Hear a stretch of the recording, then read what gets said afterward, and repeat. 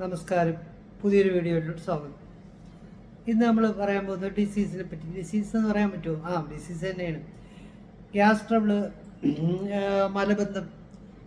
Gas ട്രബിളിനെ പറ്റിയാണ് നമുക്ക് പറയാനുള്ളത്. എല്ലാവരും കോമൺ ആയിട്ട് കാണുന്ന ഒരു പ്രശ്നമാണ് ഗ്യാസ് ട്രബിൾ. പുളിച്ച് തട്ടുക, ഏമ്പക്കം വിടുക, വയർ കമ്പിച്ചിരിക്കുക, പിന്നെ മലബന്ധം വരിക, അല്ലെങ്കിൽ ലൂസ് മോഷൻ വരിക, അങ്ങനെയൊക്കെയാണ്. അപ്പോൾ ഇത് വളരെ ഇറിറ്റേഷൻ ഉണ്ടാക്കുന്ന സാധനം. സിമ്പിളായിട്ട് എപ്പോഴും ഏമ്പക്കം ഇങ്ങനെ വന്നുകൊണ്ടിരിക്കും. അത് തന്നെ എരിച്ചിട്ട് പോലുള്ള ഏമ്പക്കം ഉണ്ട്. ചുമ്മാ ഇങ്ങനെ ഗ്യാസ് ട്രബിൾ, ഒരു വയർ കമ്പിച്ചിരിക്കുന്ന ഒരു ഭയങ്കര ഇറിറ്റേഷനാണ്. നമ്മുടെ ഈ ഫുഡ് ഹാബിറ്റ്സ്, അതുപോലെ തന്നെ നമ്മളിപ്പോൾ ഈ കഴിക്കുന്ന പല സാധനങ്ങളുടെ കുഴപ്പങ്ങളെല്ലാം കൊണ്ടാണ് ശരിക്കും ഗ്യാസ് ട്രബിൾ കൂടുന്നത്. പിന്നെ നമ്മുടെ ടൈമിങ്ങിൻ്റെ, നമ്മൾ കഴിക്കുന്ന സമയം മാറ്റം വരുന്നത് കൊണ്ടും ഒക്കെയാണ്. അപ്പം പ്രധാനമായിട്ട് നമ്മൾ ഈ പല ഫുഡുകൾ, ഇപ്പം ഞാൻ തന്നെ ഈ ഇടയ്ക്കൊരു ബിസ്ക്കറ്റ് പോലെ നമ്മുടെ അതിൻ്റെ വരുന്നത് ഒരു തരം ഇതുണ്ടല്ലോ, മധുരമുള്ള, എൻ്റെ പേര് നമ്മുടെ അങ്ങനെ സാധനം, അതെടുത്ത് വെറുതെ വൈകിട്ട് കഴിച്ചു നോക്കിയായിരുന്നു. കഴിച്ചു കഴിഞ്ഞ് കുറച്ച് കഴിയുമ്പോൾ നാക്കെല്ലാം ഒരുമാതിരി ഈ ആഫ്റ്റർ ടേസ്റ്റ് എന്ന് പറയും. ചില ഐസ്ക്രീം തിന്നാൽ വരും. അതുപോലെ തന്നെ ഇങ്ങനെ കുറേ സാധനം. അപ്പോൾ ഇതെല്ലാം കാരണം ഇവർ ഇതിനകത്ത് ഓവറായിട്ട് പ്രിസർവേറ്റീവ് ചേർത്തിരിക്കുന്നതുകൊണ്ടാണ്. ഈ പ്രിസർവേറ്റീവ്സ് കൂടുതൽ അലോഡ് പ്രിസർവേറ്റീവ്സ് തന്നെ ആയിരിക്കും, ചീത്തയാവാതിരിക്കാൻ വേണ്ടി ആവശ്യത്തിൽ കൂടുതൽ പ്രിസർവേറ്റീവ്സ് ചേർക്കും. പല അണ്ടിപ്പരിപ്പിൻ്റെ പുറത്ത്, അതുപോലെ തന്നെ അങ്ങനത്തെ ഇത് സ്വീറ്റ് പല സാധനങ്ങളുടെ പുറത്ത് ഓവറായിട്ട് പ്രിസർവേറ്റീവ് ചേർത്തേക്കും. പ്രിസർവേറ്റീവ്സ് കൂടുതലായിട്ട് ചെന്ന് കഴിഞ്ഞാൽ തീർച്ചയായിട്ടും വയറൊരുമാതിരിയാവും, ഗ്യാസ് ട്രബിളാവും. എപ്പോഴും നമുക്ക് പിന്നെ ബാത്റൂമിൽ പോകണമെന്നും, അതുപോലെ അജിനോമോട്ടോ ചേർത്ത പലതും ഈ പൊട്ടറ്റോ പൊടിച്ച സാധനങ്ങൾ പലതിനകത്തും ഇതേപോലെ ഈ അജിനോമോട്ടോ ചേർത്ത് നമുക്കത് പിന്നെയും കൂടുതൽ കഴിക്കണമെന്ന് തോന്നും. പക്ഷേ അപ്പോഴും സംഭവിക്കുന്നത് പിന്നെ അത് കഴിഞ്ഞാൽ ഇത് കൂടുതലായി കഴിഞ്ഞാൽ പിന്നെ ബാത്റൂമിൽ ഇടയ്ക്കിടയ്ക്ക് പൊക്കോണ്ട് തോന്നുന്നു. IBS പോലെ എപ്പോഴും ബാത്റൂമിൽ പോകണമെന്ന് തോന്നും, കഴിച്ചാൽ ഉടൻ പോകണമെന്ന് തോന്നും. അങ്ങനെയാണ്. അപ്പോൾ ഈ കഴിക്കുന്ന പല ആഹാര സാധനങ്ങളുടെ അകത്തുള്ള പ്രശ്നങ്ങൾ കുഴപ്പമാണ്. അപ്പം കഴിയുന്നത് എങ്ങനെയെന്ന് പറഞ്ഞാൽ ഈ ഭയങ്കര എരിവുള്ളത് കഴിക്കാതിരിക്കുക, ഭയങ്കര പുളിപ്പുള്ളത് കഴിക്കാതിരിക്കുക, അങ്ങനെയൊക്കെയാണ് ചെയ്യാം. ശരിക്കും അതെല്ലാം ഇതുപോലെ ഗ്യാസ് ട്രബിൾ കൂട്ടും. പുളിപ്പ് ഭയങ്കര ഉള്ളത്, എരിവ് കൂടുതലുള്ളത് കഴിക്കരുത്. അതേപോലെ തന്നെ വിശന്നിരിക്കരുത്. കറക്റ്റ് സമയത്തിന് കുറച്ചെങ്കിലും ആഹാരം കഴിക്കണം. എന്നാലേ നമ്മുടെ വയറിൽ വരുന്ന ആസിഡ് അവിടെ നിന്ന് കറക്റ്റായിട്ട് ദഹിപ്പിച്ച് അത് കംപ്ലീറ്റ് താഴോട്ട് ഇങ്ങനെ ദഹിച്ച് ദഹനത്തോടു കൂടി പോവുള്ളൂ. അപ്പോൾ അതാണ് ഗ്യാസ് ട്രബിളിൻ്റെ ഒരു പ്രധാന കാരണം. നിങ്ങൾ കുറച്ച് ദിവസം ഇറഗുലറായിട്ട് ആഹാരം കഴിച്ച് കഴിയുമ്പോൾ വയറ് മുഴുവൻ ടമൾട്ടസ് ആവും. അപ്പോൾ അത് പിന്നെ ഗ്യാസ് ട്രബിൾ ഇങ്ങനെ ഭയങ്കരമായിട്ട് പോകും. അപ്പം ചെയ്യാനുള്ളത് കറക്റ്റ് സമയത്തിന് ആഹാരം കഴിക്കുക. അധികം എരിവ് നമുക്ക് തോന്നുന്നു നല്ല ടേസ്റ്റാണെന്ന്, പക്ഷെ കഴിച്ചു കഴിഞ്ഞാൽ വയറിനകത്ത് എന്നിട്ട് പൊള്ളുമ്പോൾ ഗ്യാസ് ട്രബിൾ ഭയങ്കരമായിട്ട് പോകും. നമുക്ക് ഭയങ്കരമായിട്ട് ഏമ്പക്കം വിടും. അങ്ങനെ പിന്നെ അതുപോലെ തന്നെ ഈ പൈൽസിനും ഒരു കാരണം കൂടുതൽ എരിവ് കഴിക്കുന്നതാണ്. അതേപോലെ പുളിപ്പ് കൂടുതൽ കഴിച്ചാലും ഇതേ പ്രശ്നം വരും. പുളിച്ചത് കൂടുതൽ കഴിച്ചാലും വരും. പിന്നെ പല ആഹാര സാധനങ്ങളും മാർക്കറ്റിൽ ഇപ്പോൾ ഹോട്ടലിലൊക്കെ കിട്ടുന്ന പഴകിയതായിരിക്കും, പഴകിയ ചിക്കനായിരിക്കും, പഴകിയ മയണൈസായിരിക്കും. ഇതെല്ലാം ഗ്യാസ് ട്രബിൾ ഭയങ്കരമായിട്ട് കൂടും. ഗ്യാസ്ട്രൈറ്റിസ് പോലെ വരും, നെഞ്ചരിച്ചിലുണ്ടാവും, പുളിച്ച കെട്ടിലുണ്ടാവും, പിന്നെ പനിയും ഛർദിലൊക്കെ കൂടിയാണ്. ഇപ്പോൾ തന്നെ ഇടയ്ക്ക് മയണൈസ് കഴിച്ചാണ് കുഴിമന്തിയുടെ. അപ്പോൾ അതുപോലെ വേവിക്കാത്ത ഒന്നും കൂടുതൽ നല്ല വേവിച്ചതേ കഴിക്കാവൂ. അതുപോലെ മിതമായ രീതിയിൽ മഞ്ഞൾ, എല്ലാം മുളക് ഇതെല്ലാം ഇട്ട സാധനമാണ് നല്ലത്. പക്ഷേ എരിവ് കൂടിയാലും കുഴപ്പമാണ്. അപ്പം മല്ലിപ്പൊടി എല്ലാം കുറേശ്ശെ ഇട്ടതാണ് നല്ലത്. അപ്പോൾ ഇങ്ങനെ നമ്മൾ ശ്രദ്ധിച്ച് എരിവ് അധികം ഉള്ളത് കഴിക്കാതിരിക്കുക, പുളിപ്പ് അധികം ഉള്ളത് കഴിക്കാതിരിക്കുക, കറക്റ്റ് സമയത്തിന് ആഹാരം കഴിക്കുക. അതുപോലെ തന്നെ ഈ ബിസ്ക്കറ്റ് പോലത്തെ സാധനങ്ങളിനകത്തെല്ലാം ഇപ്പോൾ കെമിക്കൽ ഉണ്ടെന്നാണ് എനിക്ക് തോന്നുന്നത്. കഴിച്ചു കഴിഞ്ഞാൽ നമുക്ക് കുറച്ച് കഴിയുമ്പോഴത്തേക്കും ഇങ്ങനെ ഒരുപാട് ഇത് വയറിന് ഒരുപാട് കുറവ്. ഞാൻ നേരത്തെ പറഞ്ഞ സാധനം ടീ റസ്ക്കാണ്. ടീ റസ്കിനകത്ത് ഇങ്ങനെ നമ്മൾ കഴിച്ചു കഴിഞ്ഞാൽ ഭയങ്കര ആഫ്റ്റർ ടേസ്റ്റ്. ഈ ഐസ്ക്രീം കഴിച്ചാൽ ഈ ആഫ്റ്റർ ടേസ്റ്റ് തോന്നുന്നത് അതിൻ്റെ അർത്ഥം എന്ന് പറഞ്ഞാൽ അതിനകത്ത് ഭയങ്കര പ്രിസർവേറ്റീവ് ചേർത്തിരിക്കുന്നതാണ്. അത് ഒന്നീ കംപ്ലൈൻറ്റ് ചെയ്യുക, അല്ലെങ്കിൽ മേലാൽ ഐസ്ക്രീം അല്ലെങ്കിൽ ആ ബ്രാൻഡ് വാങ്ങിച്ച് കഴിക്കരുത്. അതുപോലെ തന്നെ ലിക്കർ കൂടുതൽ കഴിച്ചാലും ഗ്യാസ് ട്രബിൾ ഭയങ്കരമായിട്ട് കൂടും. ലിക്കർ മിതമായ രീതിയിൽ കഴിക്കുക അല്ലെങ്കിൽ കഴിക്കാതിരിക്കുക ചെയ്യുക. കൂടുതൽ കഴിച്ചു കഴിഞ്ഞാൽ കൂടും. അതിൽ സോഡ കൂടുതൽ കഴിച്ചാലും ഗ്യാസ് ട്രബിൾ കൂടും. ബിയർ കൂടുതൽ കഴിച്ചാലും ഗ്യാസ് ട്രബിൾ കൂടും. അതെല്ലാം അതിൻ്റെ കൂടെ ഉള്ളതാണ്. അതുപോലെ തന്നെ എണ്ണയിൽ പൊരിച്ചത്, എരിവോടുകൂടിയുള്ളത് കഴിച്ചാൽ ഉറപ്പായിട്ട് ഈ വൈകിട്ടൊക്കെ തിന്നുന്ന സ്നാക്സ് എണ്ണമയം കൂടുതലാണെങ്കിൽ തീർച്ചയായിട്ടും വയറിൽ വെച്ചിട്ട് ഗ്യാസ് ട്രബിൾ ഭയങ്കരമായിട്ട് കൂടും. പിന്നെ വയറൊരുമാതിരി കമ്പിച്ചിരിക്കും, ഭയങ്കര ഇറിറ്റേഷൻ ആയിരിക്കും. അങ്ങനെയാണ്. അപ്പോൾ ഇതെല്ലാം നമ്മൾ ശ്രദ്ധിക്കണം. അതുപോലെ തന്നെ മീനിനകത്തൊക്കെ തന്നെ അതുപോലെ ഇതിനെല്ലാം പുറമെ നമുക്ക് ദഹിക്കാൻ പറ്റാത്ത ചില സാധനങ്ങളുണ്ട്. ചില ദേഹപ്രകൃതം അനുസരിച്ച് ദഹിക്കാൻ പറ്റാതിരിക്കും. അപ്പോൾ അത് തിന്നാലും ഗ്യാസ് ട്രബിൾ കൂടും. ഇപ്പോൾ ഉദാഹരണം ക്യാബേജ് കഴിച്ചാൽ ഗ്യാസ് ട്രബിൾ കൂടും. ചക്കക്കുരു കഴിച്ചാൽ കൂടും. ചക്ക കൂടുതൽ തിന്നാൽ ചക്കയൊക്കെ കുറച്ചേ കഴിക്കാവൂ. ചക്കക്കുരു ആണെങ്കിലും കുറച്ചേ കഴിക്കാവൂ. അതങ്ങനെ ചെന്ന് അതിനകത്ത് ആ സൾഫർ കണ്ടൻറ്റ് കൂടുതലുള്ളത് കൊണ്ടാണ് ഗ്യാസ് ട്രബിൾ ഭയങ്കരമായിട്ട് കൂടുന്നത്. അപ്പോൾ പിന്നെ നമുക്ക് അതോ വായു അല്ലെങ്കിൽ ഫ്ലാറ്റസ് ഭയങ്കരമായിട്ട് സ്മെല്ലായിട്ട് പോവുകയും ചെയ്യും. അപ്പോൾ അതെല്ലാം ഈ നമ്മൾ തിന്നുന്ന ആഹാര സാധനത്തിൻ്റെ ആ അകത്തുള്ള കണ്ടന്റ് അനുസരിച്ചുള്ള ഗ്യാസ് ട്രബിളാണ്. അപ്പോൾ ഇതൊക്കെ ശ്രദ്ധിച്ചാൽ, അതുപോലെ കപ്പലണ്ടി കൂടുതൽ കഴിച്ചാൽ വരും. മുട്ട മഞ്ഞക്കരു കൂടുതൽ കഴിച്ചാൽ ഗ്യാസ് ട്രബിൾ കൂടും. അതെല്ലാം ശ്രദ്ധിക്കണം. അതുപോലെ തന്നെ നല്ല വേവിച്ച സാധനം കുറേശ്ശെ കഴിക്കാം. അതുപോലെ വേറൊരു കാര്യം എന്ന് പറഞ്ഞാൽ ഫുഡ് കഴിച്ചിട്ട് വെള്ളം കുടിക്കുന്നതാണ് ഗ്യാസ് ട്രബിളിന് ഏറ്റവും നല്ലത്. കാരണം ഫുഡിന് മുമ്പ് നമ്മൾ വെള്ളം കുടിച്ചാൽ ആ ആസിഡ് അങ്ങ് അതിന് ഡൈല്യൂട്ടായിട്ട് പോകുമ്പോൾ എന്ത് സംഭവിക്കുമെന്ന് പറഞ്ഞാൽ പിന്നെ ദഹനം നല്ല കുറയും. അപ്പോൾ അത് പ്രശ്നമാണ്. അപ്പോൾ ആഹാരം കഴിച്ച് തീർന്നതിന് ശേഷം വെള്ളം കഴിക്കുക എന്നുള്ളതാണ് ഏറ്റവും നല്ലത്. അപ്പോഴത് കൂടുതൽ നല്ലതുപോലെ ദഹിക്കാത്തതാണ് പ്രശ്നം. അതിൽ ദഹിക്കാൻ നിങ്ങൾക്ക് ശേഷി കുറവാണെങ്കിൽ ഭയങ്കര കട്ടിയുള്ള സാധനങ്ങളൊക്കെ എല്ലാം നല്ല വേവിച്ചേ കഴിക്കാവൂ. ഇപ്പോൾ ബീഫാണെങ്കിലും അതുപോലെ തന്നെ എല്ലാം നല്ലതുപോലെ വേവിച്ചതേ കഴിക്കാം.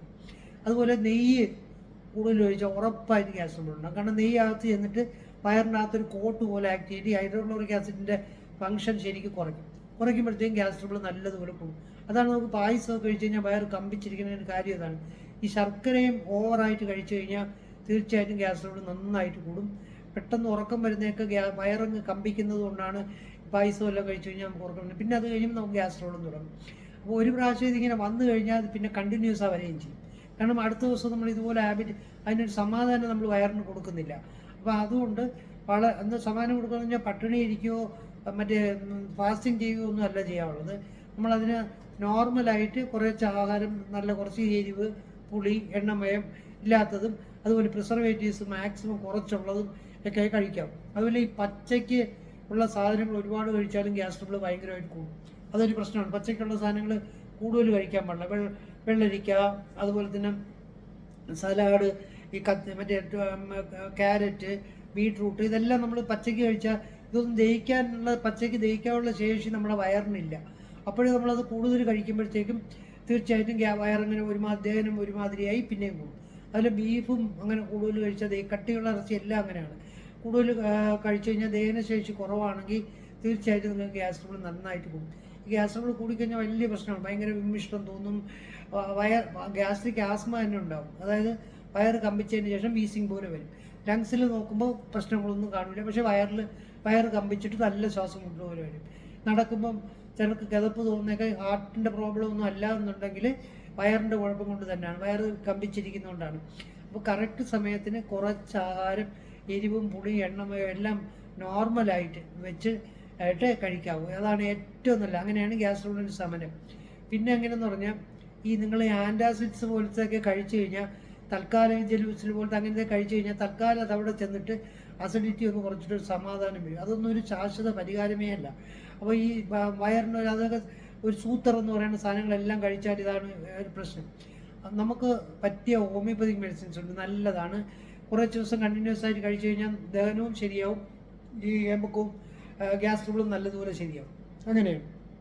അപ്പം ഇത് പിന്നെ നമ്മൾ ഈ പല സാധനങ്ങളും നല്ല വിശന്നിരിക്കുമ്പോഴത്തേക്കും ഗുളികകളോ മരുന്നുകളോ ഒന്നും കഴിക്കാൻ പാടില്ല. അതൊക്കെ വയറിൽ ചെന്നാൽ പിന്നെയും ഭയങ്കര കുഴപ്പം. ഇപ്പോൾ ആൻറ്റിബയോട്ടിക് എല്ലാം കഴിച്ചു കഴിഞ്ഞാൽ ശരിക്കും കുറേ പ്രാവശ്യം കഴിച്ചു കഴിഞ്ഞാൽ വയറ് മൊത്തം കുളമാകും. കാരണം പാല് ദഹിക്കാതെ വന്ന് പാലിങ്ങനെ പുളിച്ച് പിന്നെ അത് ഭയങ്കര ഗ്യാസ് ട്രബിളാകും. അപ്പം ചെയ്യാനുള്ളത്, അഥവാ നിങ്ങൾ ആൻറ്റിബയോട്ടിക് കഴിക്കുന്നെങ്കിൽ ആ കഴിക്കുന്ന സമയത്തോ അത് കഴിഞ്ഞിട്ടോ കുറച്ച് ദിവസത്തേക്ക് പാലിൻ്റെ പ്രോഡക്ട്സ് ഒന്നും കഴിക്കാൻ പാടില്ല. കാരണം പറഞ്ഞാൽ പാല് ദഹിക്കാനുള്ള ബാക്ടീരിയ കൂടെ ഈ ആൻറ്റിബയോട്ടിക് നശിപ്പിച്ച് കളയും. അതോടുകൂടി പാല് ചെല്ലുന്നതോടുകൂടി നിങ്ങൾ വയറ് പിന്നെ ഒരുമാതിരി ഗ്യാസ് ട്രബിളും ഭയങ്കര ഇതാണ്. അതുകൊണ്ട് അപ്പോഴും നിങ്ങൾ കട്ടൻ ചായ കുടിക്കുകയോ അല്ലെങ്കിൽ പാലിൻ്റെ പ്രോഡക്ട്സോ കഴിക്കാതിരിക്കുകയാണ്. നെയ്യോ അങ്ങനത്തെ ബട്ടറോ ഒന്നും കഴിക്കാതിരിക്കുന്നതാണ് ഏറ്റവും നല്ലത്. അങ്ങനെ ആ വയറൊന്ന് ശരിയാവുന്നവരെ.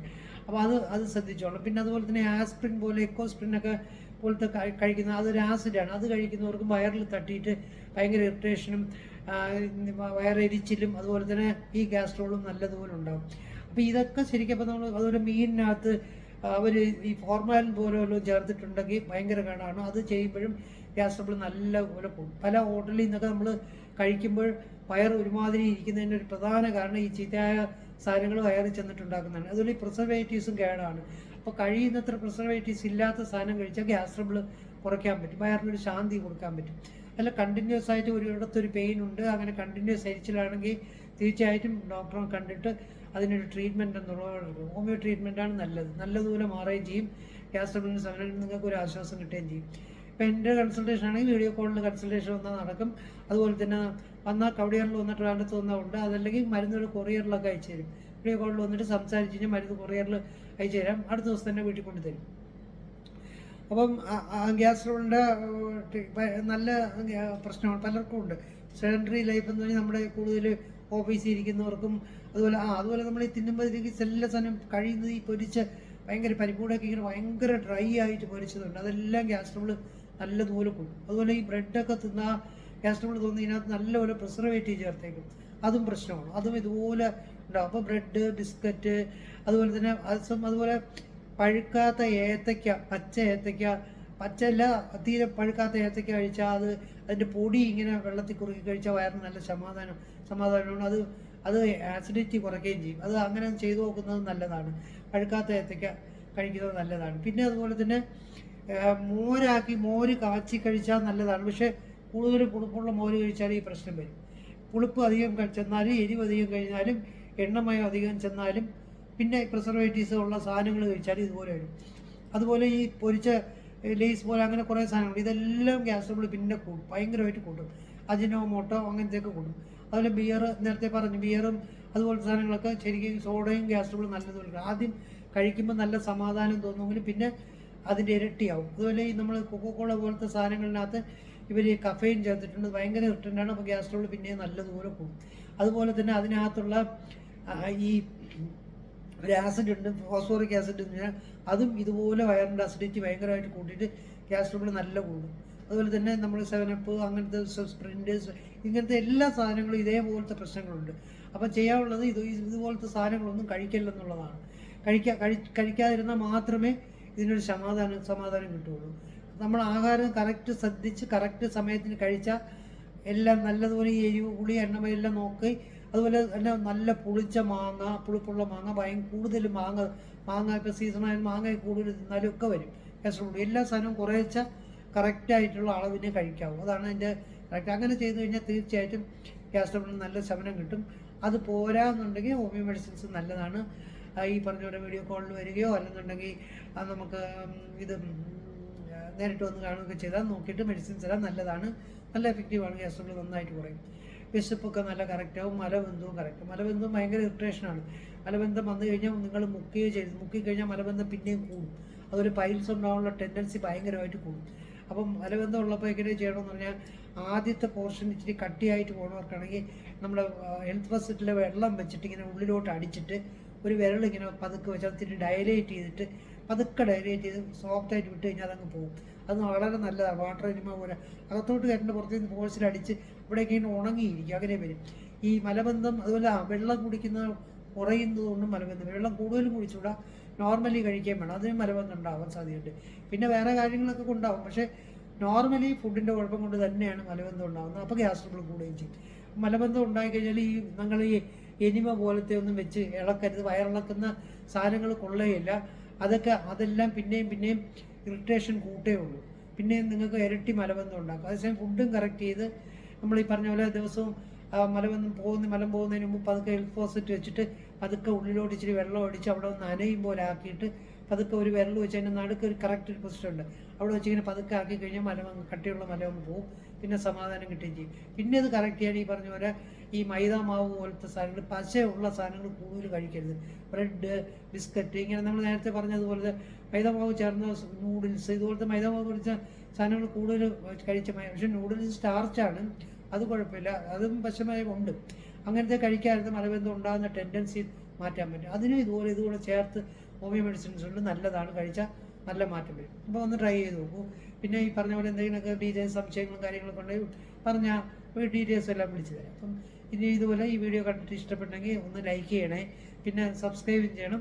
പിന്നെ ഷെയറും ചെയ്യണം. ഷെയർ ചെയ്താലേ കൂടുതൽ പേര് കാണുള്ളൂ. അപ്പോൾ ഷെയറും ചെയ്യണം കേട്ടോ.